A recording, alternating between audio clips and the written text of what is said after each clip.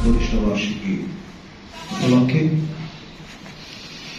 বীর চট্টলা থেকে যে বন্যশিখার প্রজ্বলন তা দীপ্যমান এবং ক্রমে উজ্জ্বল থেকে উজ্জ্বলতর হবে এই প্রত্যাশা আমাদের আছে। সংবাদ মাধ্যম তার প্রিন্ট ইলেকট্রনিক দুটি ভার্সনের পাশাপাশি এখন সোশ্যাল মিডিয়া যথেষ্ট জনপ্রিয়তা অর্জন করেছে। আমি সাংবাদিকতার একজন নগণ্য ছাত্র হিসেবে প্রেস ইনস্টিটিউট বাংলাদেশ থেকে পোস্ট গ্রাজুয়েট ডিপ্লোমা করেছি এবং প্র্যাকটিস জার্নালিজমের সঙ্গে দীর্ঘদিন যুক্ত আছি আমার মূল পেশার বাইরে। সেজন্য আমি নিজেকে ফ্রিল্যান্স সাংবাদিক বলে পরিচয় দিই। আর ইংরেজি মাধ্যমে এই জার্নালিজমকে পপুলার করবার চিন্তা থেকে আমাদের এই দক্ষিণ এশিয়ায় এমজি আকবর তিনি এশিয়ান এজ নামে একটি আউটলেট প্রতিষ্ঠা করেছিলেন ভারতে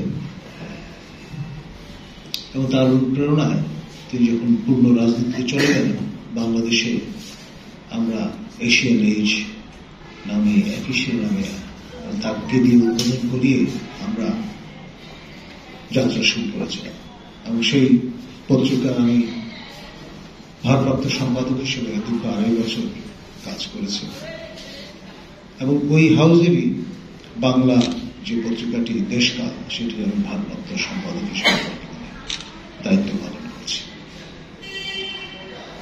প্রিন্ট মিডিয়ায় কাজ করতে গিয়ে নানান রকম চ্যালেঞ্জের সম্মুখীন হয়েছে। একটা উদাহরণ দিই, আপনার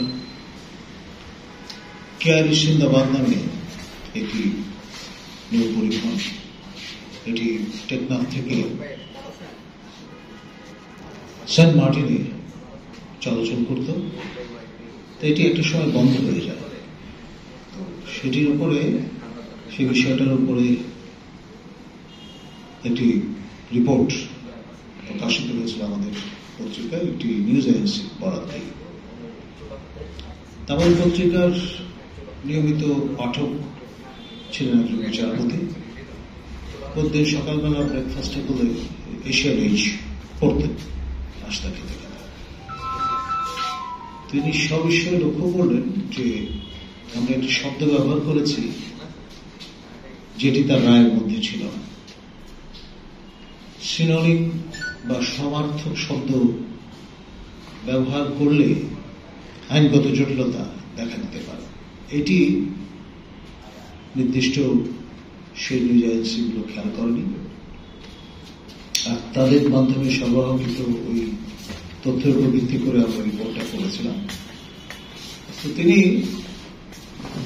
আমাদের সাউন্ড করে সম্পাদক হিসেবে আমাকে হাজির হতে হল কোর্টে।